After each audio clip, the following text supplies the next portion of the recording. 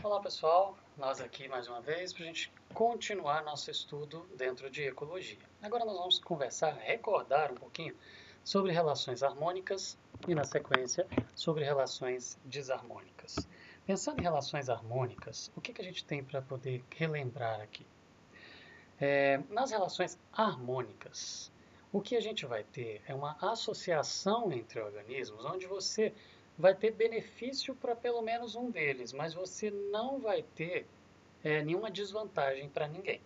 Na pior das hipóteses, um deles só que ganha e o outro é indiferente. Você não vai ter nenhuma desvantagem. A desvantagem a gente vai ver nas relações desarmônicas. Pensando então nessas relações, elas podem ser de dois tipos, homotípicas ou heterotípicas. O que são as relações homotípicas? São aquelas que a gente vê nas colônias, nas sociedades aí de formiga, de abelha, que a gente tem o quê? São relações onde a gente está falando de indivíduos da mesma espécie, por isso intraespecíficas. Então, relações homotípicas é de organismos do mesmo tipo, ou seja, organismos da mesma espécie, tá bom? Então, colônias e sociedades são o principal exemplo, a gente vai ver alguns aqui. E a gente tem as relações heterotípicas, que a gente está falando então de tipos diferentes, de espécies diferentes, então o nome é interespecíficas. Vamos tratar deles aqui também. Então vamos primeiro aqui nas colônias, falando de relações homotípicas aqui.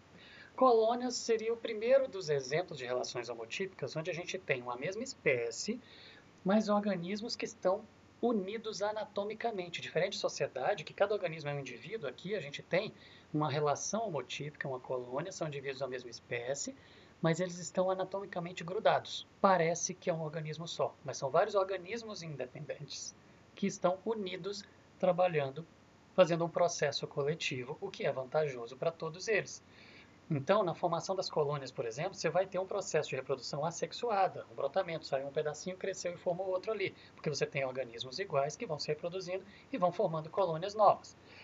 Agora, mesmo nas colônias, nós temos organismos, embora seja homotípica, ou seja, de organismos da mesma espécie, do mesmo tipo, nós podemos ter organismos diferentes dentro de uma relação homotípica.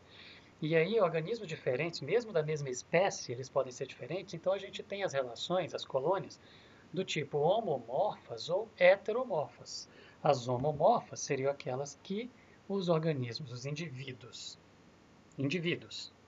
que estão unidos, grudados, né, anatomicamente ali naquela colônia. Eles são iguais, eles têm as mesmas funções, eles fazem a mesma coisa, só que fazem coletivamente para que, de forma que seja vantajoso para todos. A gente tem o quê? Uma esponja é assim, são todos iguais. Protozoários, todos iguais, e vão viver juntos. As cracas, por exemplo, a crustáceos, são todos iguais, mas eles vão fazer um processo coletivo para ter vantagem para todos eles. Isso é uma colônia. Homomorfas, os organismos são iguais, homotípicas, são do mesmo tipo, da mesma espécie.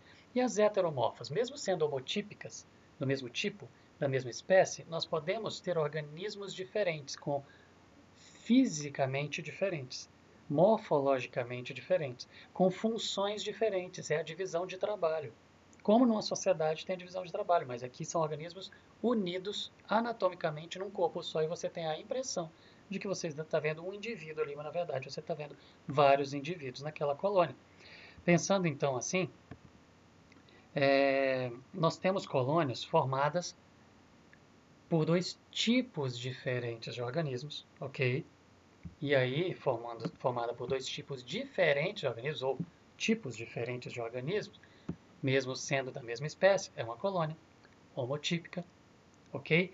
Porém, organismos fisicamente diferentes, a gente tem um exemplo aqui, a obelia, que a gente vai ter colônias que são chamadas dimórficas. Você tem duas formas na mesma colônia. Você tem, por exemplo, no caso da obelia, o gastrozoide, que está relacionado à nutrição ali, com seus tentáculos, e os gonozoides, que vão fazer o papel de reprodução. A gente já estudou isso antes, aqui eu estou citando só como exemplo desse tipo de relação, a colônia aqui. Outro caso são as colônias polimórficas. Você não tem só dois tipos, dois formatos diferentes, como a gente viu na obelia.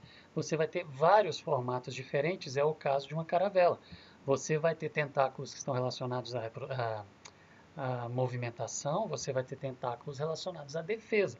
Você vai ter indivíduos, são todos da mesma espécie, que eles estão formando a parte flutuadora da colônia ali.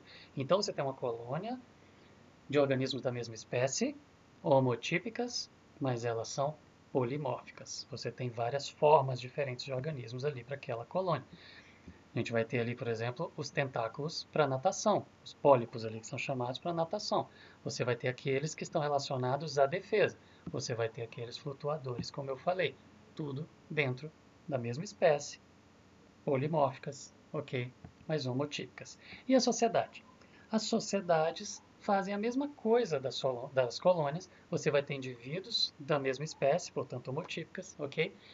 Que eles não estão ligados anatomicamente, eles são independentes, eles saem e vão fazer o seu papel independente do outro, não é um corpo só. No entanto, eles vivem em sociedade mesmo e interdependentes um do outro. Existem papéis específicos para cada um e cada um tem que fazer seu papel.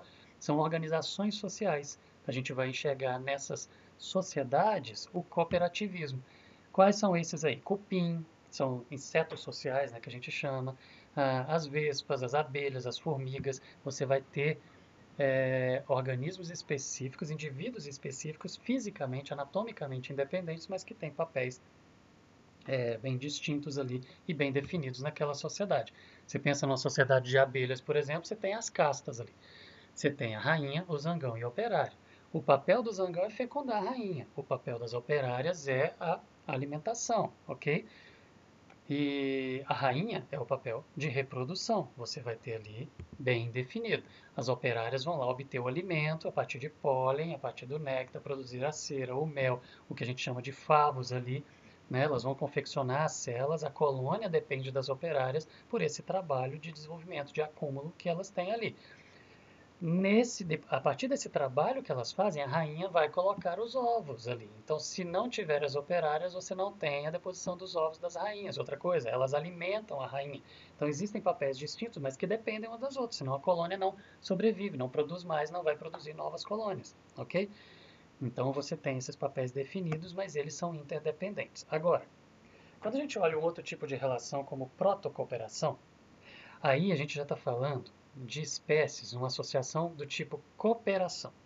A gente está falando de indivíduos de espécies diferentes que eles vivem juntos, unidos, e os dois levam vantagem, mas eles são independentes. Eles podem viver separados.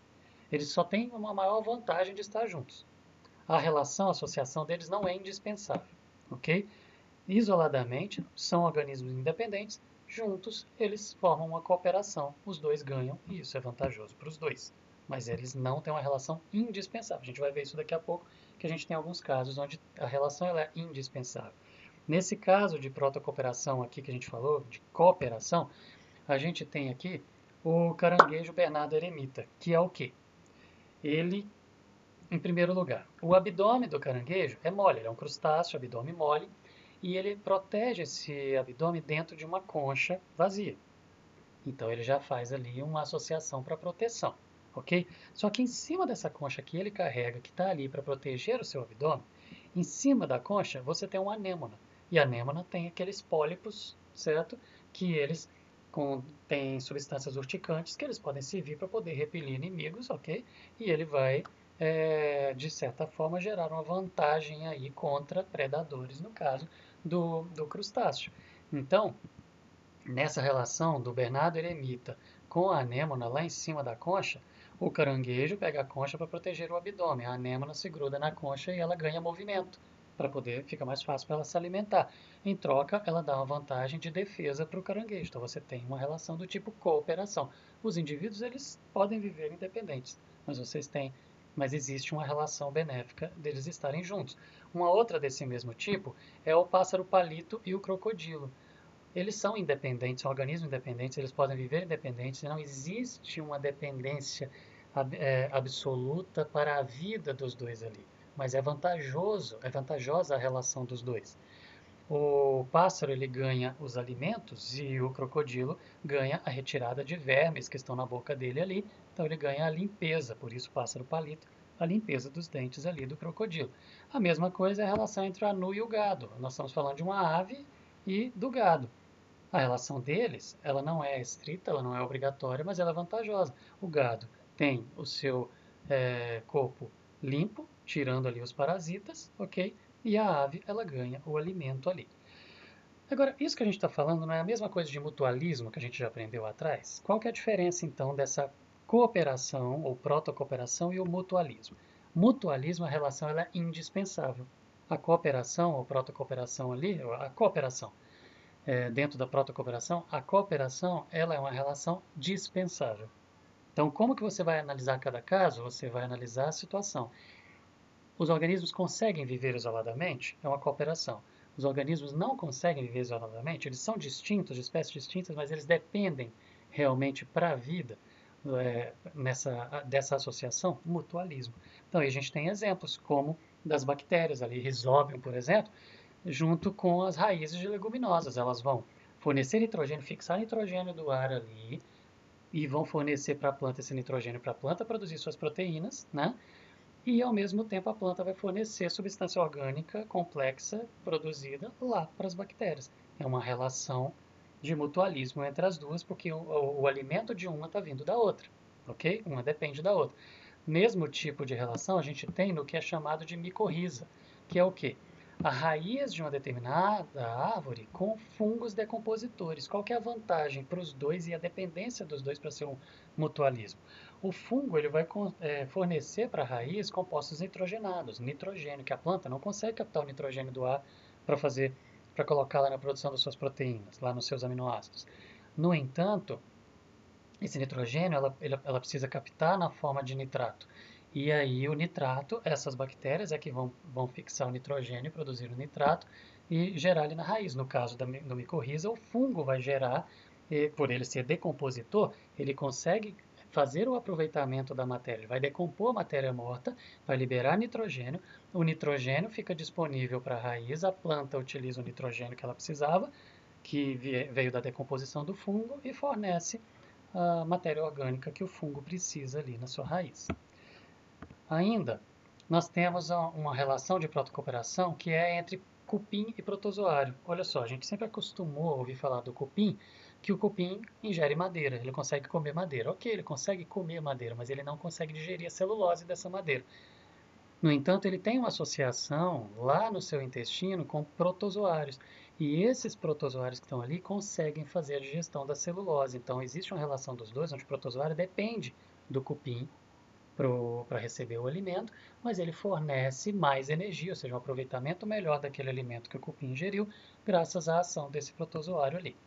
Outro tipo de associação que a gente tem assim é do líquen. O líquen não é um organismo, o líquen é uma associação.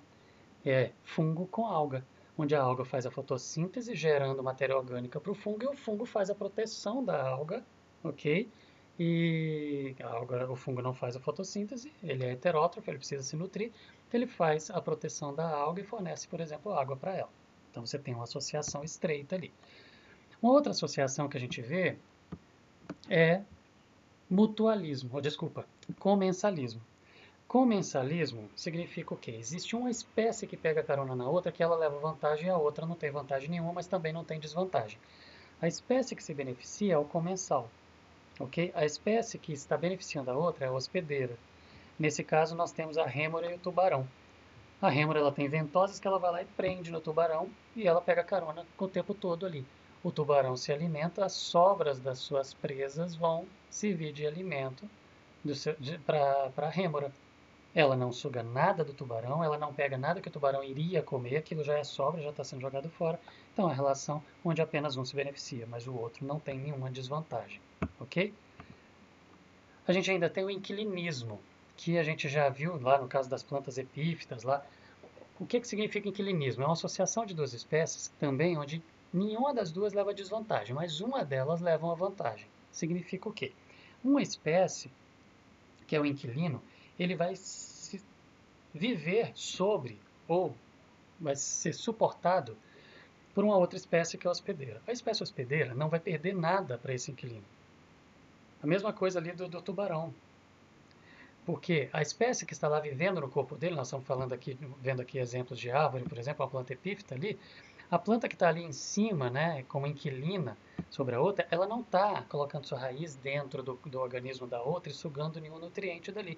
Ela simplesmente se prende do lado de fora, no caso aqui dessas plantas, para poder ficar mais alta e conseguir ter uma luminosidade melhor para fazer fotossíntese. ela não fornece nada para a hospedeira não fornece nada para ela, a planta só está presa ali em cima para ganhar vantagem, nesse caso de luminosidade, mas não existe nenhuma desvantagem para nenhuma das duas. E a água que escorre pelo tronco da hospedeira é a que a inquilina vai aproveitar. Nesse caso, a gente tem uma outra situação que é a do peixe agulha com holotura. A holotura é o pepino do mar. E a agulha é um peixe bem fininho, que ele consegue entrar dentro do pepino do mar. Não dá desvantagem nenhuma, nem vantagem nenhuma. Não tem nenhuma relação de ganha-ganha entre os dois ali. A única coisa é que o peixe agulha, ele está se protegendo dentro do pepino do mar. Então é inquilinismo. Só um que está levando vantagem. Aquele primeiro exemplo que eu citei das plantas ali é o epifitismo, onde não tem parasita, a planta não está parasitando a outra, ela só está pegando carona na altura dela ali. Ok? Então, sobre essas relações harmônicas, era isso que a gente tinha para falar. No próximo módulo a gente vai tratar das relações desarmônicas. Ok? Até a próxima, pessoal.